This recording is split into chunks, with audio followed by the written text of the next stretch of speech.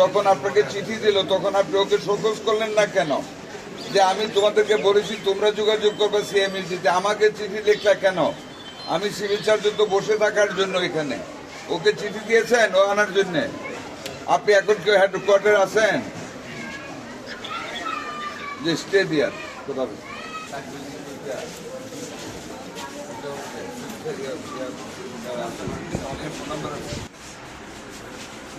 এইসব সবই পুরানো ফাইল অফ বিজনেস।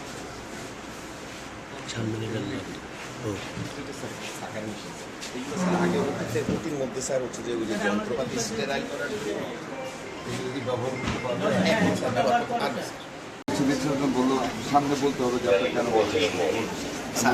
আমাদের স্যার 1 মাস ধরে স্যার ছিল, আমাদের যখন শেষ হয়ে যাচ্ছিল স্যার, যে আমাদের 25 ভাইয়াল ছিল। 1 ঘন্টা আপনি শেষ হতে পারবেন। আমাদের এনার স্টক, আমরা এত স্টক কিনেছি যে আমাদের আগামী 1.5 বছর স্টক শেষ হবে।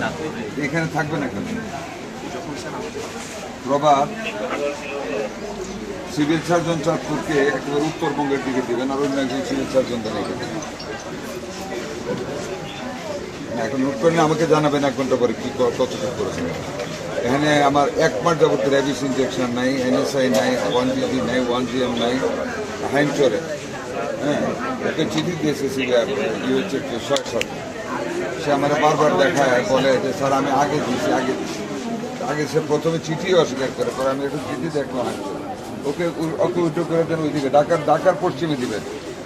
হ্যাঁ, চাকরি মজাটা বুঝার জন্য। ঠিক আছে, কোথাও ওই সিভিল সার্জন ফিটনেস আছে তো আমাদের, ওখান থেকে একজন এখানে সিভিল সার্জন দিয়ে আজকের ভিতরে চিঠি দিয়েছে। কারণ আপনারা যান অফিসে। হ্যাঁ, ও আজকে তো রবিবারে, আজকে চেক করবে। আপনি কোথায় এখন? আপনি চলে যান, আমি অ্যাকশনটা এখন চাচ্ছি কোথাও, এবং চিঠিতে করে আমার একটা কপি পাবে।